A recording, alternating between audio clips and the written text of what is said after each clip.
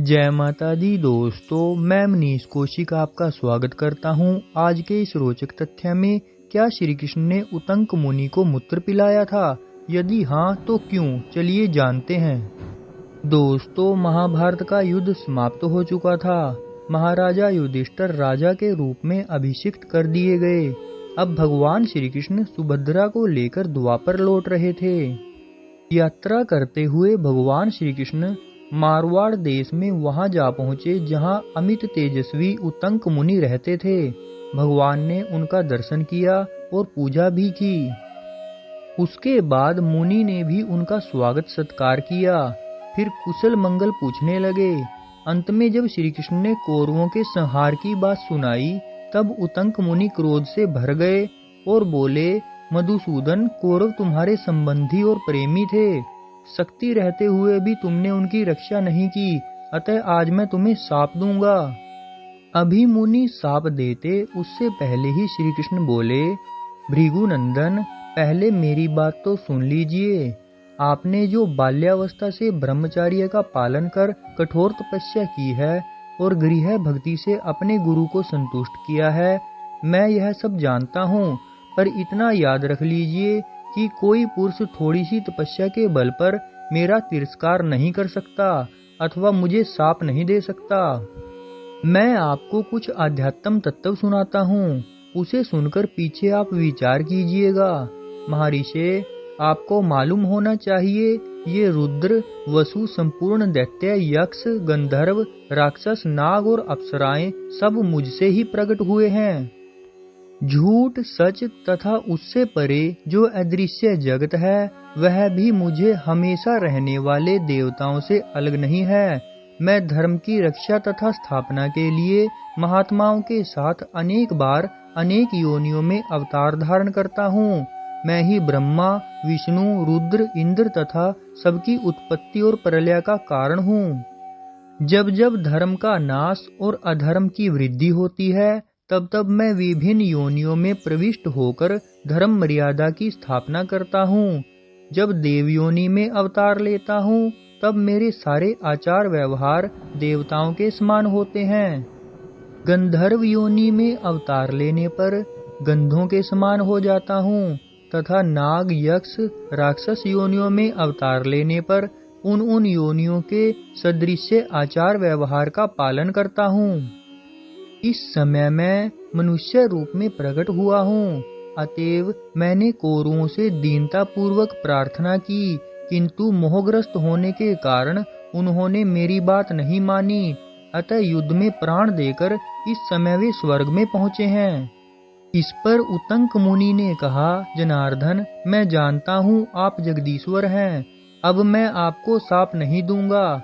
आप कृपया कर अपना विश्व रूप मुझे दिखलाएं। तत्पश्चात भगवान ने उन्हें सनातन विष्णु स्वरूप का दर्शन कराया और वर मांगने के लिए प्रेरित किया। उतंक मुनि ने उस मरुभूमि, रेगिस्तान या रेतीले स्थान में जल मिलने का वर मांगा। भगवान श्री कृष्ण ने कहा, जब भी जल की आवश्यकता हो तब तब मेरा स्मरण कीजिए। यह कहकर श्री कृष्ण द्वारका को चल पड़े। एक दिन उतंक मुनि को बड़ी प्यास लगी। वे पानी के लिए चारों ओर घूमने लगे। इतने में भी उन्हें श्री कृष्ण की कही बात याद आई। उन्होंने श्री कृष्ण को याद किया। तब उन्होंने देखा कि एक नंग-धंग कुत्ते से घिरा भीषण आकार का चांडाल चला आ रहा है। उस चांडाल के मूत्र इंद्रिय से लगातार जल की धारा गिर रही थी। वह मुनि के निकट आकर बोला, महर्षि, आपको प्यास से व्याकुल देखकर मुझे बड़ी दया लगती है। आप जल्दी मेरे पास आकर जल पी लीजिए। यह सुनकर उतंक मुनि को गुस्सा आया और वह उस चांडाल को डांटने लगे तथा वर देने वाले श्री कृष्ण को भी भला बुरा बकने लगे। उनके इनकार करने पर कुत्तों के साथ चांडाल वहीं गायब हो गया। यह देखकर महात्मा उतंक मुनि समझ गए कि यह अवश्य श्री कृष्ण की ही कोई माया है। तब तक भगवान श्री कृष्ण शंख चक्र धारण किए वहां प्रकट हो गए। उनको देखते ही उतंक बोल उठे, केशव, प्यास से व्याकुल ब्राह्मण को चांडाल का मूत्र देना आपको उचित नहीं। श्री कृष्ण ने बड़े मधुर शब्दों में कहा, मनुष्य को प्रत्यक्ष रूप से अमृत नहीं पिलाया जाता। इससे मैंने चांडाल वेशधारी इंद्र को गुप्त रूप से अमृत पिलाने भेजा था, किंतु आप उन्हें पहचान न सके।